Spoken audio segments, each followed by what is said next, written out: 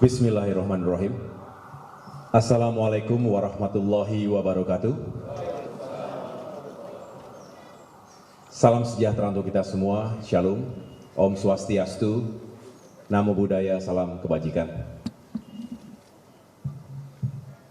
Rekan-rekan jurnalis, teman-teman media yang saya hormati dan banggakan, puji syukur kehadirat Allah Subhanahu wa Ta'ala, Tuhan Yang Maha Kuasa, kita masih diberikan kesehatan dan kekuatan untuk menjalani aktivitas kita sehari-hari. Saya mengucapkan terima kasih kepada teman-teman wartawan sekalian, awak media yang sejak tadi malam mengikuti kegiatan kami, terutama saat peluncuran buku tetralogi Transformasi AHY di Ballroom Jakarta Theater. Pada pagi hari ini, saya sengaja memohon kembali para awak media untuk hadir di kantor Dewan Pimpinan Pusat Partai Demokrat. Ada berita yang ingin kami sampaikan kepada seluruh rakyat Indonesia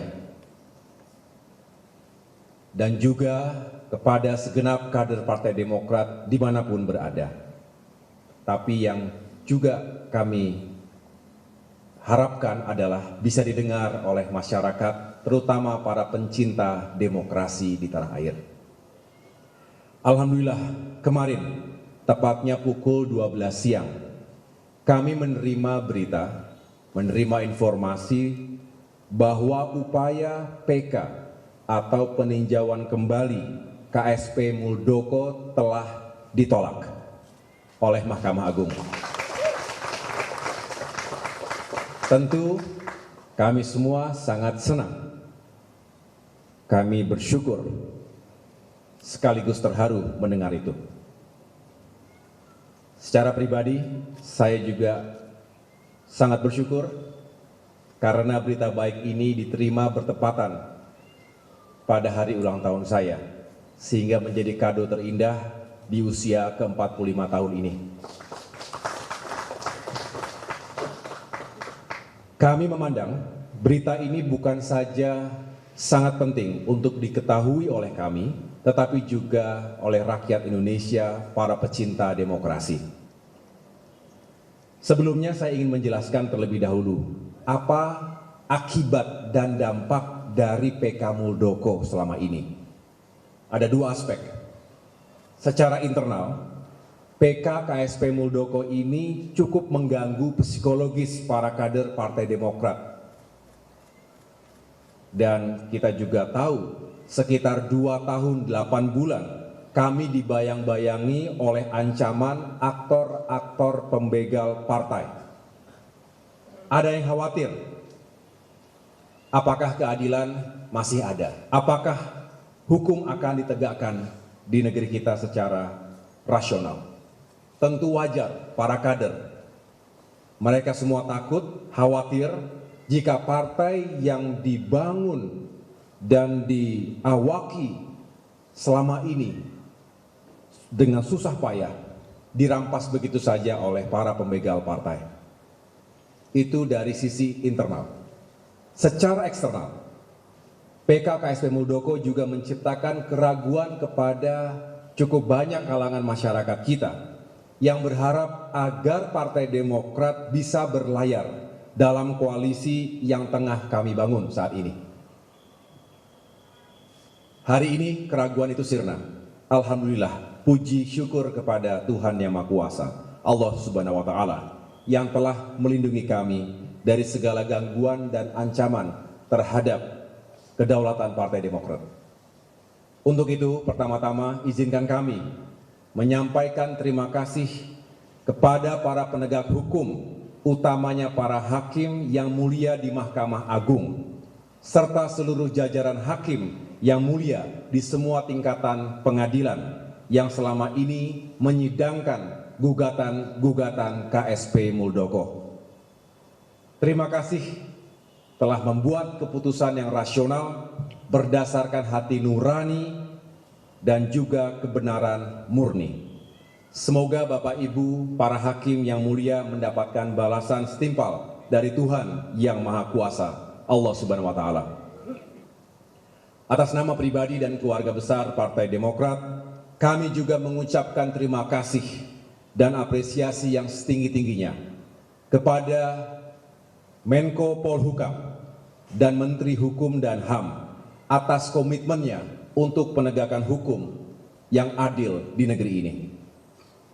Saya juga mengucapkan terima kasih tentunya kepada para pemimpin, pengurus, kader dan simpatisan Partai Demokrat, khususnya kepada teman-teman yang tergabung dalam tim hukum, yaitu Bung Hamdan Zulfa dan kawan-kawan, dan khususnya secara internal Badan Hukum dan Pengamanan Partai Demokrat BHPP di bawah pimpinan Bung Mehbob.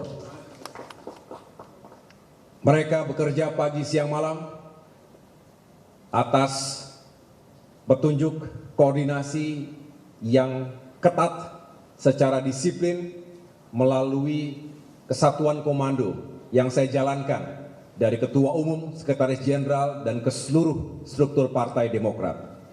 Terima kasih atas kerja kerasnya sehingga tidak sia-sia Partai Demokrat alhamdulillah berhasil memenangkan persidangan 19-0, kemenangan di tangan kita. Alhamdulillah. Terima kasih juga saya ucapkan kepada seluruh rakyat Indonesia dimanapun berada. Benar-benar kami mengucapkan terima kasih ini, karena tanpa doa dan dukungan dari segenap masyarakat Indonesia, tentu Demokrat tidak bisa berjuang sendirian. Tetapi kami menjadi kuat, menjadi tegar, menjadi semakin berani untuk mencari keadilan dan kebenaran di negeri kita atas doa dukungan dari seluruh rakyat Indonesia. Terima kasih. Tepuk tangan untuk para pecinta demokrasi di negeri kita. Karena kita yakin tidak ada demokrasi tanpa suara rakyat dan tidak ada demokrat tanpa rakyat. Tidak lupa kami juga secara khusus mengucapkan terima kasih kepada insan pers, rekan-rekan media yang hadir setiap saat. Selama ini memberikan ruang yang cukup luas, ruang untuk kami menyampaikan aspirasi, kami mengekspresikan perjuangan kami untuk tetap menegakkan demokrasi juga keadilan tadi. Partai Demokrat berharap agar media sebagai salah satu pilar demokrasi di Indonesia ini bisa terus istiqomah, terus memegang jati dirinya sebagai lembaga-lembaga yang independen, yang terus menyuarakan suara rakyat dengan objektif, akurat, aktual dan faktual. Karena ini tugas kita bersama untuk menjaga demokrasi yang telah kita perjuangkan selama ini. Mari kita saling menguatkan dan saling mengingatkan satu sama lain, karena demokrasi harus kita benar-benar rawat dan perjuangkan bersama ke depan. Semoga praktik-praktik pembegalan partai politik semacam ini tidak lagi menimpa partai-partai politik manapun di Indonesia, tidak juga menimpa organisasi-organisasi manapun di Indonesia. Kedaulatan partai harus dihormati, harus dijunjung tinggi sebagai salah satu pilar utama demokrasi. Saudara-saudara, dalam perjalanan saya dari rumah ke kantor DPP ini, saya berkomunikasi dengan Bapak SBY. Beliau adalah Ketua Majelis Tinggi Partai Demokrat. Melalui video call saya berkomunikasi dengan beliau yang saat ini berada di Pacitan, Jawa Timur. Beliau menyampaikan salam hangat kepada teman-teman media. Beliau tahu saya akan menyampaikan berita ini, termasuk menyampaikan isu yang tadi sudah saya ungkap. Dan terkait dengan itu, beliau menyampaikan pesan juga. Yang pertama, putusan MA yang menolak PK KSP Muldoko ini bukan hanya kemenangan bagi Partai Demokrat, tapi juga kemenangan bagi pencari kebenaran, pencari keadilan, dan pencinta demokrasi. Keputusan ini juga memberikan harapan yang baik bagi penegakan hukum yang adil di Indonesia. Dan poin kedua yang beliau titipkan melalui saya tadi untuk disampaikan kepada segenap masyarakat dan juga kader Demokrat di berbagai tanah air, beliaulah, Pak SBY lah yang menggagas dan mendirikan Partai Demokrat ini. Beliau juga yang membuat logo yang kita gunakan sampai dengan hari ini, bendera partai yang agung, Mars Partai, termasuk juga manifesto Partai Demokrat tahun 2001. Beliau juga bukan hanya menggagas dan mendirikan, pernah memimpin partai ini jatuh bangun setiap saat bersama seluruh kader Partai Demokrat. Beliau membina kita semua sehingga bisa tumbuh dan semakin maju dari waktu ke waktu. Sehingga tentu ketika tiba-tiba ada orang yang ingin merampas Partai Demokrat ini dengan cara-cara yang ilegal, dengan cara-cara yang di luar dari nalar dan etika, tentu bukan hanya kader, tapi beliau juga tidak bisa menerimanya. Untuk itu, atas putusan MA penolakan terhadap PK KSP Muldoko tadi, beliau merasa bersyukur, lega, sekaligus juga semakin yakin bahwa insya Allah perjuangan Partai Demokrat untuk terus menjadi bagian dari penegak demokrasi di Indonesia dan juga mencapai tujuan besar di depan bisa diberikan jalan terbaik oleh Allah Subhanahu wa Ta'ala. Akhirnya, teman-teman sekalian, sekali lagi saya atas nama keluarga besar Partai Demokrat kembali menegaskan bahwa kemenangan ini bukan untuk dirayakan tanpa makna. Kemenangan ini merupakan simbol bahwa bersama Demokrat, insya Allah rakyat bisa terus mencari kebenaran dan keadilan, sekaligus bisa terus menghadirkan ruang demokrasi yang sehat di negeri kita. Demokrat hanyalah elemen bangsa. Kita mengajak seluruh elemen bangsa lainnya, seluruh rakyat Indonesia untuk tetap menjaga tegak lurusnya nilai-nilai yang kita anut selama ini dalam konstitusi kita dan juga dalam kehidupan demokrasi, bermasyarakat, berbangsa, dan bernegara. Panjang umur perjuangan, panjang umur demokrasi di Indonesia. Terima kasih. Wassalamualaikum warahmatullahi wabarakatuh. Terima kasih Ketua AHY. Teman-teman, silakan jika ada pertanyaan, 3 pertanyaan fokus pada apa yang disampaikan oleh Mas AHY tadi. Untuk isu-isu lain nanti menyusul. Silakan, kita paling kanan dulu, Tatang, Kompas. Silakan, Mbak, ya. Oh, Kompas TV. Mas. Belakangnya tadi siapa? Hah? Oke. Satu lagi? Oke, 3 ya. 1, 2, 3 ya. Oke.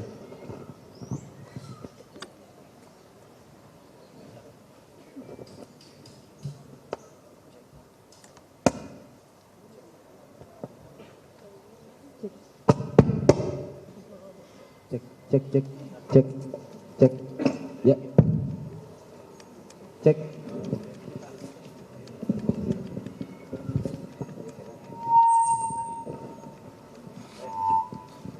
Cek. Ya.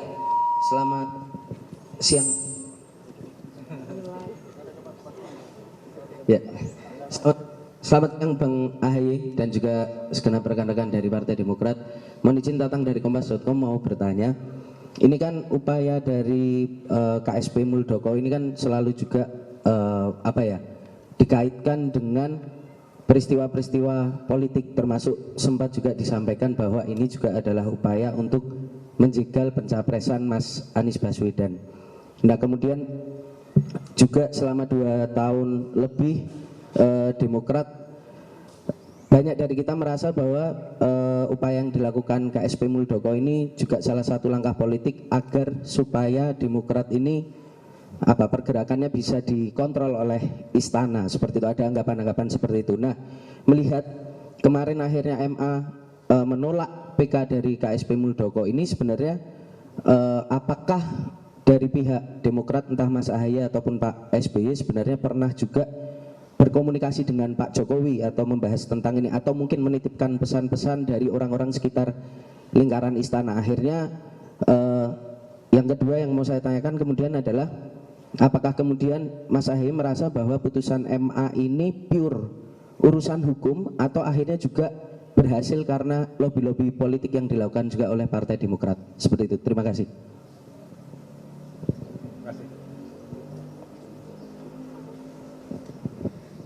Cek. Selamat pagi Mas Ahaye dan juga kader Demokrat yang lainnya. Saya Fedriska dari Kompas TV. Pertanyaan saya adalah, artinya kan setelah ditolaknya gugatan PK tim Muldoko gitu ya terhadap terkait dengan kontroversi dengan Demokrat, artinya kan langkah Demokrat ke depannya akan lebih ringan begitu ya, tidak ada beban lagi. Lalu kemudian bagaimana terkait dengan pencapresan Mas Ahaye, maksudnya Mas Anies, dan kemudian terkait hingga belum ini saat ini belum ada terkait cawapres, kan banyak yang mendukung Mas Ahaye ini begitu. Nah kemudian terkait dengan isu yang kita dengar juga ada usungan terhadap Mbak Yeni Wahid. Nah ini bagaimana Mas tanggapannya terkait hal ini? Terima kasih. Siapa namanya tadi Mbak? Fedriska Mas. Fedriska. Ya. Selamat siang Mas Ahaye, selamat siang semuanya. Izin Mas Faisal dari MNC IJS TV. Salah satu kubu dari Muldoko kan kemarin sempat berbicara ya bahwa Partai Demokrat ini akan tetap hancur atau terjadi perpecahan meskipun PK sudah ditolak oleh MA. Dan ini mengisyaratkan kalau ada rencana cadangan ya Mas ya dari kubu Muldoko. Mas Ahaye sendiri dengan Partai Demokrat ini menghadapinya akan seperti apa Mas? Akan hancur? Iya, dari kubu Muldoko sempat berbicara seperti itu Mas. Oke. Dan ini kan mengisyaratkan ada rencana cadangan nih Mas dari mereka. Terima kasih. Terima kasih. Ya. Faisal tadi ya? Oke. Makasih.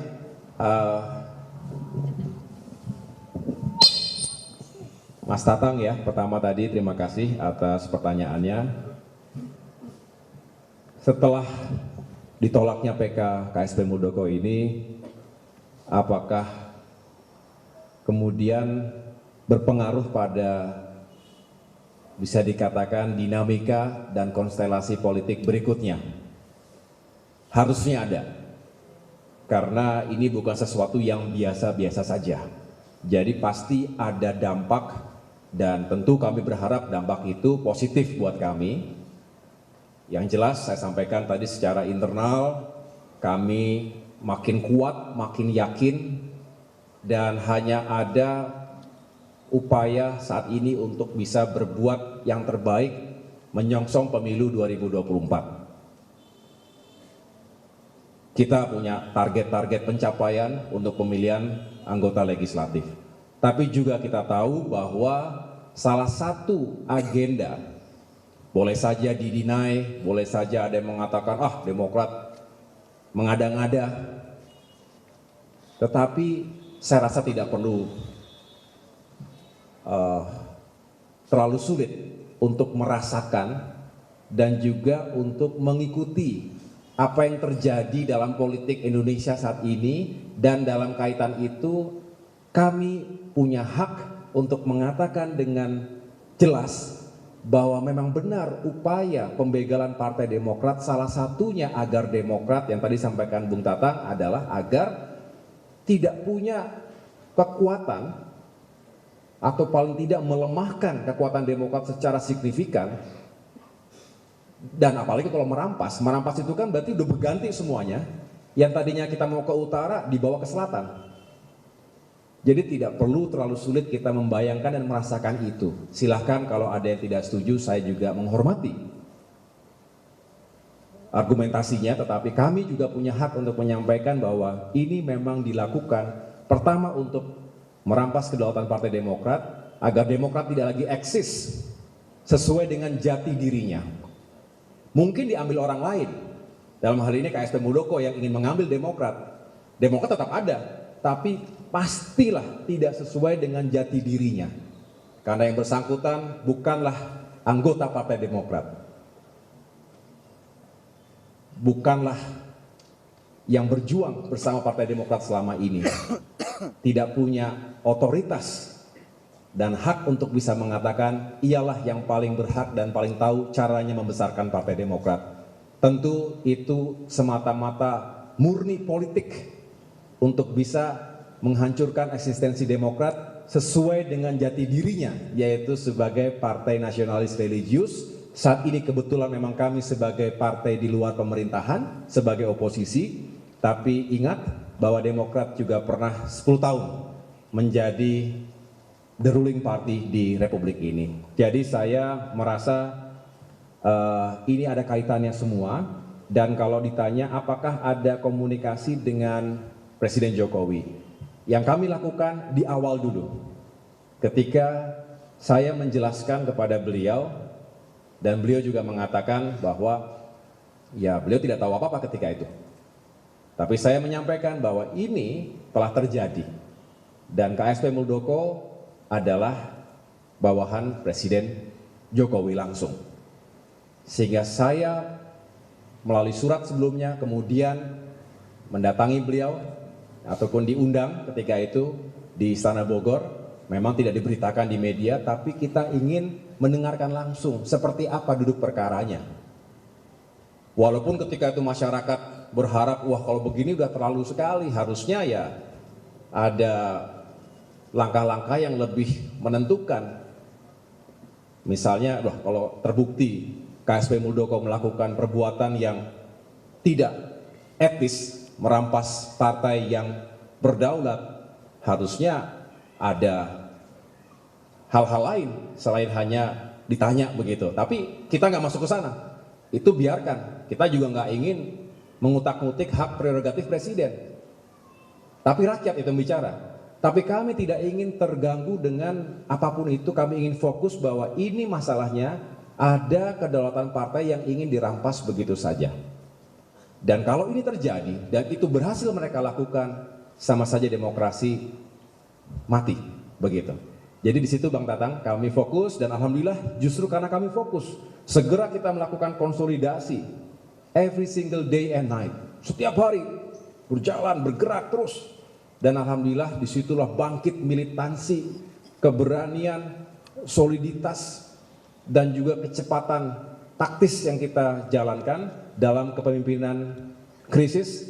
Akhirnya hikmah besarnya adalah justru Demokrat termasuk salah satu yang mendahului melakukan konsolidasi, dan alhamdulillah saya bisa merasa hari ini kader Demokrat juga semakin semangat untuk menghadapi pemilu ke depan. Jadi di situ, tepuk tangan boleh.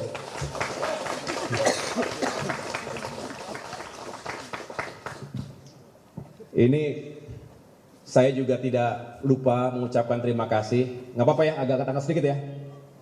Sama kan kenanya kan? Ya. Kecuali saya teduh, yang ini panas enggak kan? Nggak apa-apa. Keringetan dikit.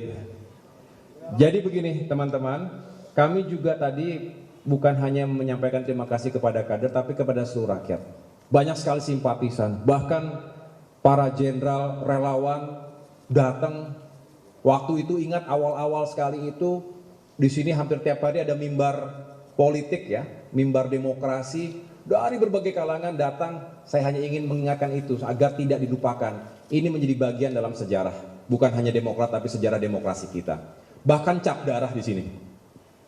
Cap darah dilakukan oleh banyak kalangan masyarakat hanya untuk menjadi bagian dari perjuangan, karena tidak mampu melakukan yang lainnya, paling tidak datang menunjukkan kebersamaan bahkan dengan cap darah. Itu semua kami apresiasi dan tidak bisa membalasnya dengan apapun selain doa terbaik bagi Bapak Ibu sekalian yang telah berkenan datang dan memberikan support langsung pada kami.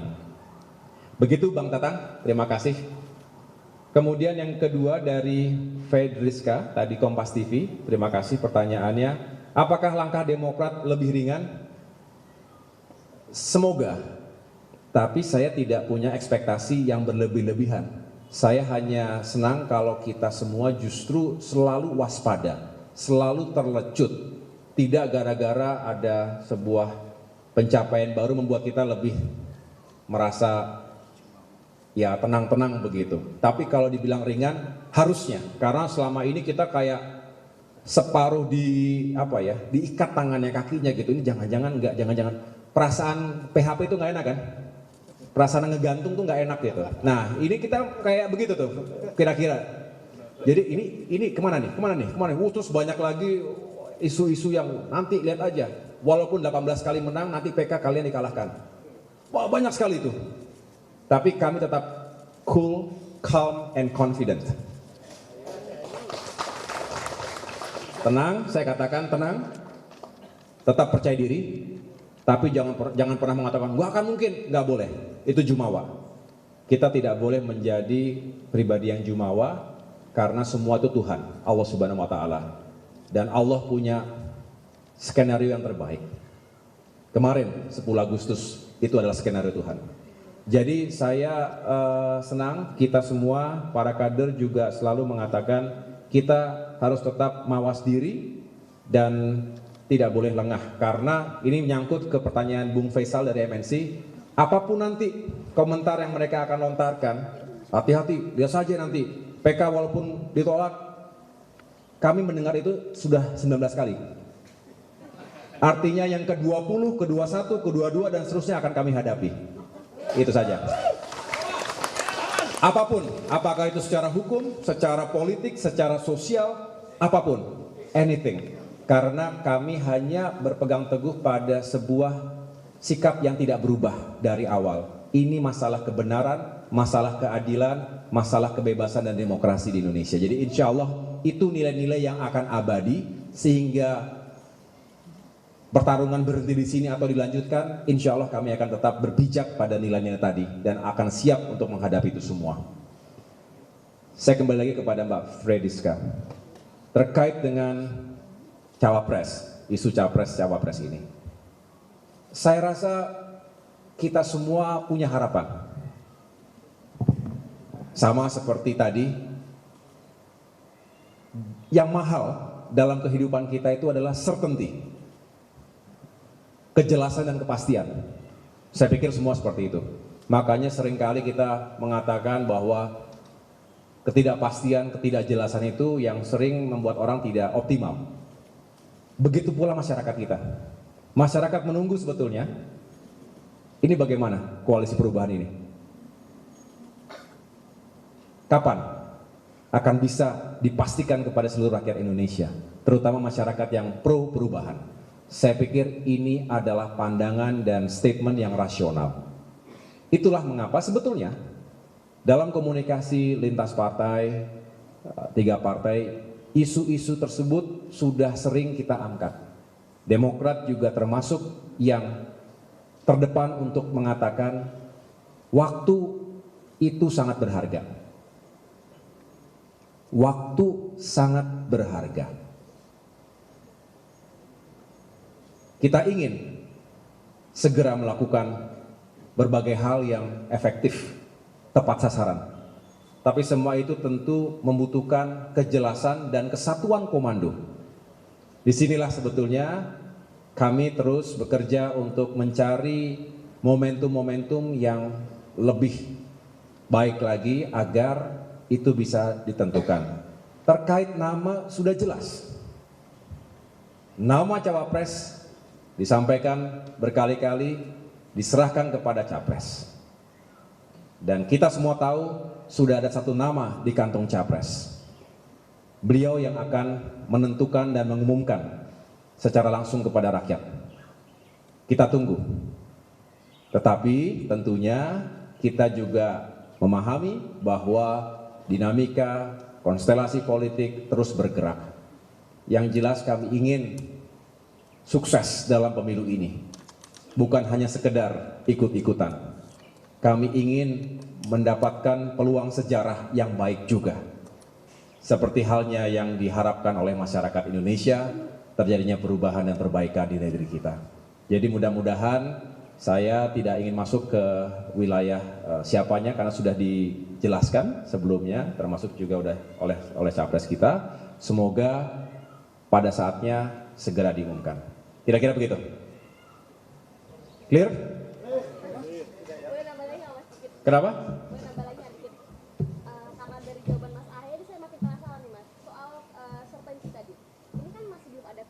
gitu. Dan kemudian kemarin Mbak Puan juga datang ke Biar Buku gitu. Ini ada godaan-godaan nggak sih? Jawabannya bikin saya makin penasaran. Iya, politik harus bikin penasaran memang. Kata menggoda mungkin terlalu keras ya. Yang jelas kami saling berkomunikasi dengan baik. Bersilaturahim itu harus, apalagi kalau hubungannya sebetulnya baik-baik saja. Seringkali itu kan persepsinya dan lain sebagainya terhadap isu tertentu, tapi hubungan kami, saya termasuk dengan para tokoh lainnya, sebetulnya baik-baik saja. Nah, semua juga masih dalam dinamikanya masing-masing. Saling intip boleh. Saling intip. Gimana di sana? Kalau di sini gimana? Ya itulah komunikasi. Itulah bagian dari kita membuka peta yang mungkin belum diketahui sebelumnya. Karena politik pada akhirnya harus membawa kita pada tujuan. Nah, tujuan kita ingin sukses dulu, baru bisa melakukan perubahan dan perbaikan ataupun hal-hal yang kita anggap baik. Harus sukses dulu, harus menang dulu. Itulah pilihan Demokrat, kami ingin sukses dan menang dalam pemilu 2024 hingga kami bisa kembali ke pemerintah nasional menjalankan misi dan tugas yang selayaknya kita jalankan sebagai partai yang pro rakyat, yang pro demokrasi dan pro keadilan. Di situ. Jadi kalau ditanya goda-menggoda, saya pikir belum sampai sana dan kita masih saling menghormati satu sama lain. Posisinya juga terus bergerak dalam arti selalu ada update di antara masing-masing poros koalisi saat ini. Tadi malam selain Mbak Puan juga ada Gus Muhaimin misalnya dari PKB, saya juga berdiskusi bagaimana di sana, bagaimana di situ. Menarik. Bikin penasaran, betul. Karena memang belum ada yang pasti.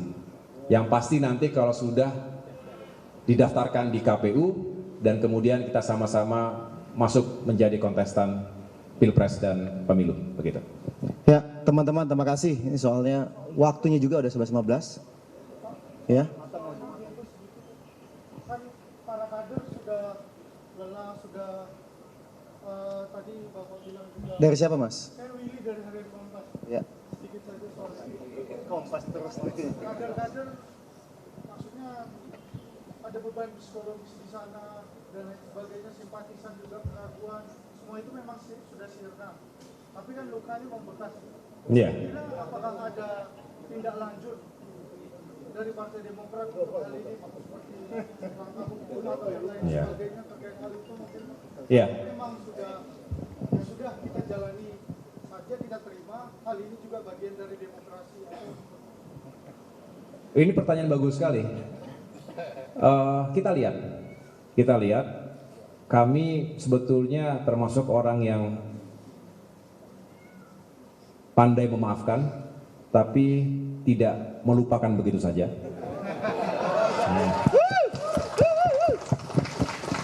Para kader juga demikian. Ya. Saya nggak tahu di sana bagaimana. Itu kami seperti itu. Saya memilih untuk memaafkan tapi tidak melupakan. Dan bagian tidak melupakan itu banyak aspeknya. Kita lihat saja, saya tidak ingin menjelaskan sekarang langkah-langkah apa yang akan kami sampaikan. Tapi kalau tadi kami sudah kebal, ditakut-takuti ini dan itu sudah kebal itu. Yang jelas kami juga punya inisiatif, punya sesuatu yang akan dijalankan. Kami tidak tergoda untuk menjadi tidak fokus pada tujuan besar kami. Perjuangan ini tujuan besarnya bukan beradu dengan KSP Muldoko, bukan. Bukan tujuan kami itu sebetulnya. Tapi itu datang dengan sendirinya. Datang tidak diantar, apa gimana? Datang tidak dijemput. Tidak diundang. Nah, yang jelas kita ingin fokus. Pemilu sudah di depan mata. Waktunya tinggal 200-an hari lagi. Yang jelas kader-kader harusnya makin semangat. Makin semangat ya? Makin semangat. Kita cek kader-kader di daerah. Saya berharap yang semangat bukan yang di Jakarta saja, tapi juga di seluruh wilayah Indonesia. Nah, kalau itu yang terjadi, artinya justru kita bisa melipat gandakan semangat dan perjuangan kita menuju pemilu 2024. Tapi good question tadi. Saya akan pertimbangkan dan kita lihat nanti seperti apa. Yang jelas saya bukan termasuk orang yang mudah pecah konsentrasi, mudah pecah fokus. Kalau hanya itu tujuan mereka untuk membuat kita gagal fokus, mereka keliru menilai kita. Kita tetap fokus pada pemilu, pilpres, dan pileg. Selebihnya kita anggap sebagai noise yang harus kita bisa tepis. Begitu. Cukup ya teman-teman ya. Makasih semuanya telah hadir. Sekali lagi saya senang sekali, ini pertanyaannya bagus-bagus, pertanyaan yang kritis tapi juga menggugah spirit kita untuk terus menjaga demokrasi dan kebenaran keadilan di negeri kita. Terima kasih, sukses buat teman-teman semuanya. Wassalamualaikum warahmatullahi wabarakatuh. Ya, terima kasih Ketum AHY, terima kasih teman-teman wartawan, dan dengan demikian berakhir sudah acara.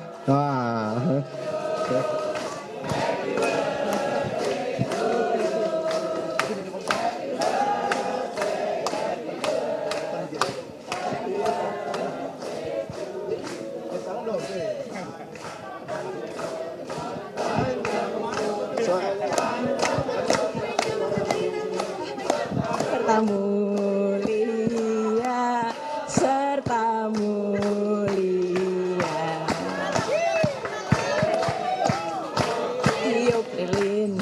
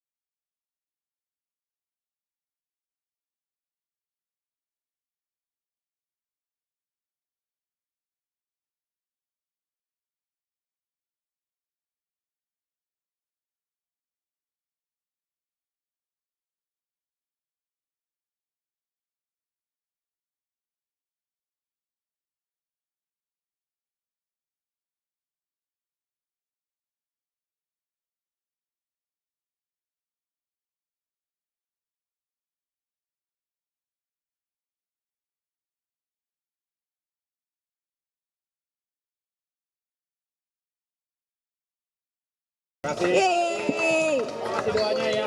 Ya Pak. Potong dong Pak kuenya Pak. Potong kuenya, potong kuenya, potong kuenya sekarang juga. Lagi di belakang. Maaf Tum, karena dadakan jadi. Boleh kakak-kakak pisaunya? Biar dipotong nih, kita makan rame-rame ya sama rekan-rekan media. Ayo. Itunya nggak ada. Dari atas nih. Dari atas nih. Dari atas. Iya. Muduknya dipotong.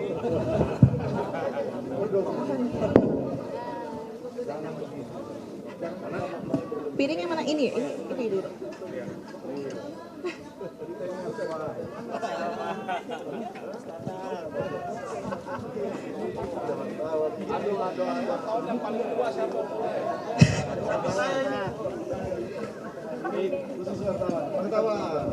Ini hari ini spesial, saya serahkan kepada teman-teman wartawan ya, mewakili. Ya. Ini luar biasa, hari yang ulang tahunnya kemarin sebetulnya ya, tapi hari ini benar-benar bahagia saya bisa menyampaikan langsung dan bersama dengan teman-teman wartawan. Sukses semuanya ya. Ini bisa dipotong-potong ya. Tolong ya. Terima kasih Ketum AHY, terima kasih teman-teman wartawan. Dengan demikian berakhir sudah konferensi pers siang ini ya. Boleh selfie dengan wartawan? Iya, dari sini Ketum. Kita agak geser ya, agak geser ya. Agak geser.